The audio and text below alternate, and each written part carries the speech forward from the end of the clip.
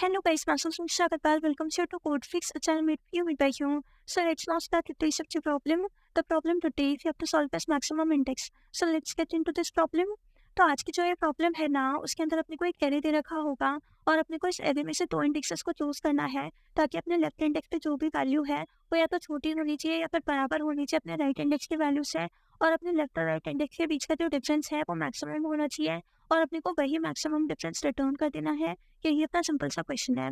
तो अगर अपन इस क्वेश्चन को इसी एग्जाम्पल से देखें तो इस एग्जाम्पल में अपने को एरे जो है वो ये दे रखा है और अपने को इस एरे में से दो इंडेक्सेस को चूज करना है ताकि अपने लेफ्ट इंडेक्स पे जो भी वैल्यू हो तो या तो छोटी होनी चाहिए या फिर बराबर होनी चाहिए अपने राइट इंडेक्स की वैल्यू से, और अपने लेफ्ट और राइट इंडेक्स के बीच का जो डिफरेंस है वो मैक्सिमम होना चाहिए।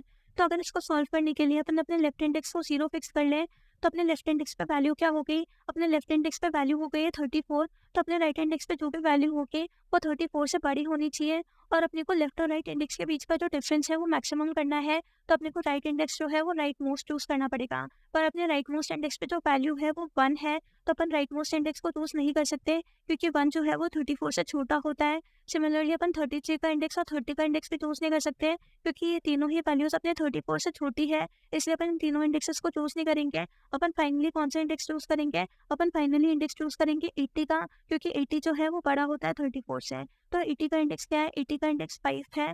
तो 5 और 0 के बीच का डिफरेंस कितना होता है, 5 होता है। तो अभी तक अपने को मैक्सिमम डिफरेंस जो है वो 5 मिला है और अपन देख लेते हैं कि अपने को 5 से मैक्सिमम भी कोई डिफरेंस मिल सकता है कि नहीं। तो अपन इस बार क्या करेंगे, इस बार अपन अपना लेफ्ट इंडेक्स जो है वो 1 चूज कर लेंगे। तो अपने लेफ्ट इंडेक्स पे वैल्यू क्या हो गई है, अपने लेफ्ट इंडेक्स पे वैल्यू हो गई है 8। तो अपने राइट इंडेक्स पे जो भी वैल्यू होगी वो 8 से बड़ी होनी चाहिए। तो अपन इस केस में भी 1 को चूज नहीं कर सकते क्योंकि 1 जो है वो छोटा होता है 8 से। तो इस बार अपन क्या करेंगे, इस बार अपन 33 का इंडेक्स चूज करेंगे क्योंकि 33 जो है वो 8 से बड़ा होता है। तो 33 का इंडेक्स क्या हो गया, 33 का इंडेक्स 7 हो चुका है। तो 1 और 7 के बीच का डिफरेंस कितना होता है, 6 होता है, जो कि 5 से बड़ा है। इसलिए अपन क्या बोल देंगे कि अब अपने को एक मैक्सिमम डिफरेंस मिल चुका है जो कि 6 का है। ठीक है, फिर अपन क्या करेंगे, अपन वापस अपना मैक्सिमम डिफरेंस चूज करने के लिए इस बार अपन अपना लेफ्ट इंडेक्स क्या करेंगे, इस बार अपन अपना लेफ्ट इंडेक्स जो है वो 2 पे फिक्स कर लेंगे और इस केस में भी अपने को राइट इंडेक्स 7 ही मिलेगा क्योंकि अपन अपने 1 को इस बार भी चूज नहीं कर सकते क्योंकि 1 जो है वो छोटा होता है 10 से। ठीक है, तो इस बार भी अपने को जो मैक्सिमम राइट इंडेक्स है वो 7 मिला है। तो 7 और 2 के बीच का डिफरेंस कितना होता है, 5 का होता है, और अपने को ऑलरेडी जो मैक्सिमम डिफरेंस है वो 6 मिल चुका है, इसलिए अपन 5 को डिस्कार्ड कर देंगे। सिमिलरली अपन कहीं पे भी कैलकुलेट करें अपने को मैक्सिमम डिफरेंस जो है वो 6 का ही मिलेगा, इसलिए अपन 6 रिटर्न कर देंगे और 6 ही अपना आंसर है। मतलब अपन क्वेश्चन अच्छे से समझ चुके हैं, अब अपन इसको सॉल्व कर लेते हैं। तो इसको सॉल्व करने के लिए मैं एक बार बोर्ड क्लियर कर देती हूँ।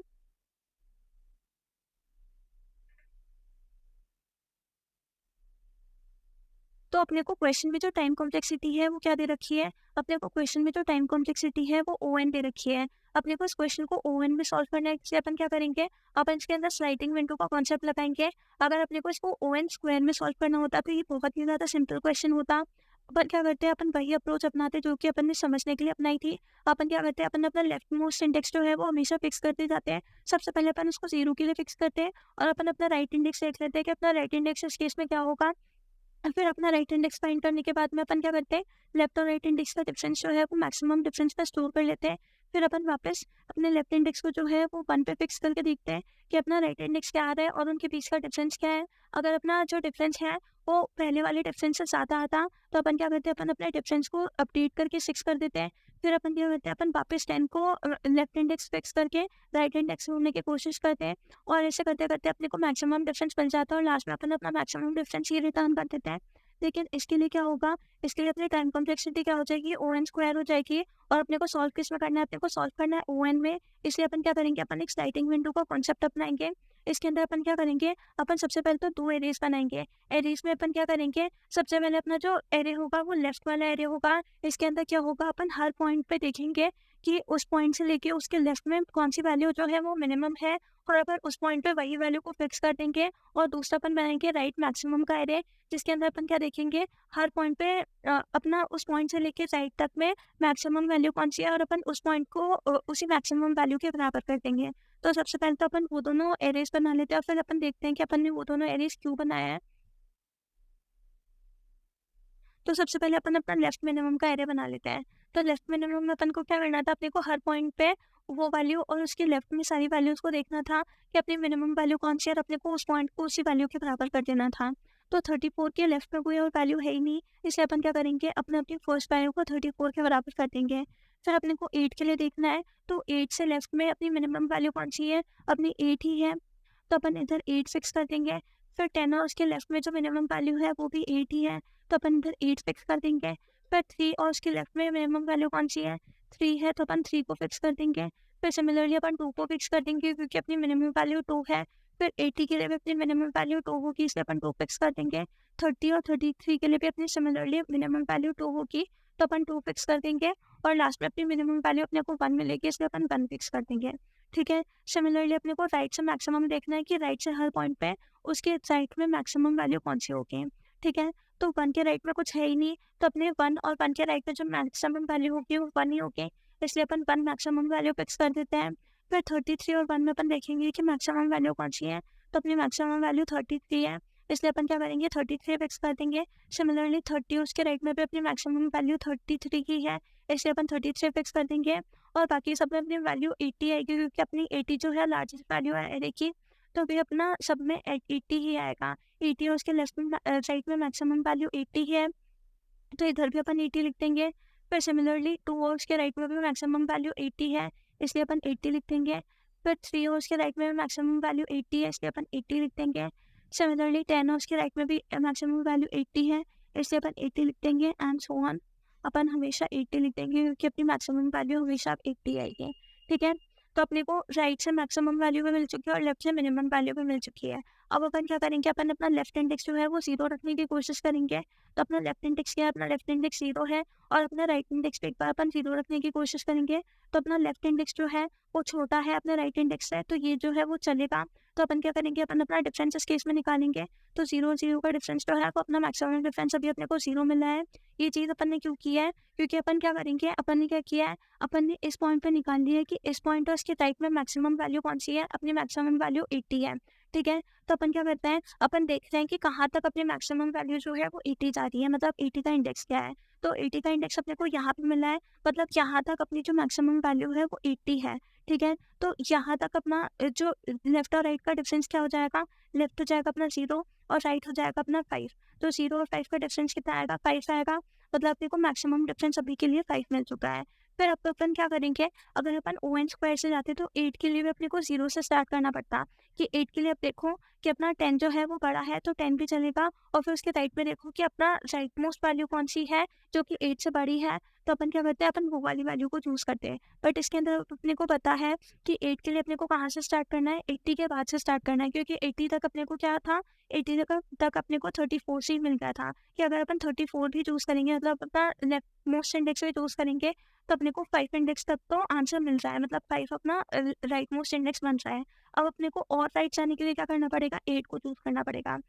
तो अगर अपन 8 को एज लेफ्ट इंडेक्स फिक्स करते हैं, तो अपन कहाँ तक जा सकते हैं, अपन स्टार्ट ही 33 से करेंगे, मतलब इस वाले इंडेक्स से करेंगे, कि अगर इस इंडेक्स से आगे जा सकते हैं तो ही करो, क्योंकि इससे पीछे तक तो अपन 0th इंडेक्स तक ही जा रहे थे। ठीक है, तो अपन 0 को ही लेंगे। अगर अपन इससे आगे जा पा रहे हैं तो ठीक है, इससे आगे नहीं जा पा रहे तो अपन अपने नेक्स्ट इंडेक्स को चूज करके देखेंगे। ठीक है, तो अपन इससे आगे जा पा रहे हैं, 33 को भी अपन 8 के केस में राइट मोस्ट इंडेक्स बना पा रहे हैं, तो अपन 33 मतलब 6 से भी चेक कर लेंगे। तो 1 और 6 का डिफरेंस जो है वो 5 ही होता है, और 5 अभी अपने को ऑलरेडी मिल चुका था, इसलिए अपन 5 को नहीं लेंगे। और फिर अपन क्या करेंगे, अपन इस वाली 33 को देखेंगे, तो इसको भी अपन राइट इंडेक्स बना पा रहे हैं। इसका इंडेक्स क्या है, 7 है, तो अपन 1 और 7 के बीच का डिफरेंस ले लेंगे जो कि 6 होता है। तो 6 को अब अपन अपना हाईएस्ट डिफरेंस बना लेंगे। और फिर अपन आगे देखेंगे, तो आगे 1 को अपन देख नहीं सकते क्योंकि 1 जो है वो 8 से छोटा होता है, तो अपन इसको डिस्कार्ड कर देंगे। फिर अपन इस 8 के लिए निकालेंगे, फिर इस 3 के लिए निकालेंगे अपना मैक्सिमम डिफरेंस, और जो भी अपना लास्ट में मैक्सिमम डिफरेंस आएगा अपन उसी को रिटर्न कर देंगे। ये अपना सिंपल सा सोल्यूशन है। एक बार इसका कोड देख लेते हैं। तो इसके कोड में मैंने क्या किया है, मैंने सबसे पहले तो मैक्सिमम डिफरेंस बनाया, जिसके अंदर मैं अपना मैक्सिमम डिफरेंस स्टोर करूँगी और लास्ट में इसी को रिटर्न कर दूँगी। फिर मैंने 2 इंडेक्सेस बनाए आई और जे, जिसके अंदर मैं क्या करूँगी, मैं अपने पूरे एरे में इटरेट करूँगी। फिर मैंने क्या किया, मैंने एक तो लेफ्ट मिनिमम बनाया और एक राइट मैक्सिमम बनाया है। ये दोनों एरेज बनाए ताकि मैं इनके अंदर वैल्यूज़ को स्टोर कर पाऊँ। फिर मैंने क्या किया, मैंने सबसे पहले तो बोला कि मैं लेफ्ट मिनिमम को पढ़ लेती हूँ और फिर मैं राइट मैक्सिमम को पढ़ लूँगी। तो मैंने क्या किया, लेफ्ट मिनिमम का जो ज़ीरोथ इंडेक्स था वो अपने एरे के ज़ीरोथ इंडेक्स के बराबर कर दिया है। ऐसा मैंने क्यों किया? क्योंकि अपने को देखना था कि एक वैल्यू उसके लेफ्ट में अपनी मिनिमम वैल्यू कौन-सी होगी, बट अपनी स्टार्टिंग वैल्यू के लेफ्ट में कुछ भी नहीं है, तो अपनी मिनिमम वैल्यू क्या होगी? अपनी मिनिमम वैल्यू अपने स्टार्टिंग वैल्यू के बराबर ही होगी, इसलिए मैंने ये किया है। फिर मैंने क्या किया, मैंने फर्स्ट इंडेक्स से इटरेट करना चालू किया और मैंने बोला कि अपने फर्स्ट इंडेक्स और ज़ीरोथ इंडेक्स में मिनिमम कौन-सा है, जो भी मिनिमम हो वो अपने फर्स्ट इंडेक्स में रख लो और फिर ऐसे ही आगे करते जाओ।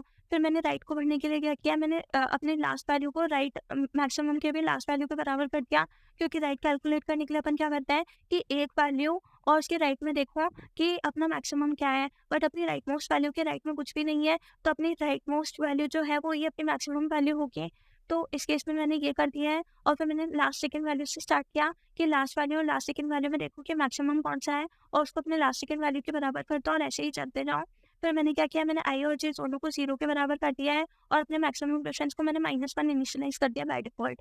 फिर मैंने क्या किया, मैंने अपने पूरे लेफ्ट और राइट एरे में इटरेट किया है और फिर मैंने बोला कि जब तक अपना जो लेफ्ट इंडेक्स है वो छोटा है या फिर बराबर है अपने राइट इंडेक्स के, तब तक क्या करो, तब तक मैक्सिमम डिफरेंस में वो लेफ्ट और राइट वैल्यू का जो डिफरेंस है वो स्टोर करवाते जाओ जो कि मैक्सिमम हो और अपने जे को प्लस-प्लस करते जाओ और जैसे ही अपनी जो लेफ्ट वैल्यू है वो बड़ी हो जाए अपनी राइट वैल्यू के, तो क्या करो, आई को प्लस-प्लस कर दो, मतलब अपनी नेक्स्ट मिनिमम वैल्यू में इटरेट करना चालू कर दो और लास्ट में ऐसे करते-करते अपना मैक्सिमम डिफरेंस जो है वो रिटर्न कर दो। यही अपना सिंपल सा सॉल्यूशन है। एक बार सबमिट करके देखते हैं।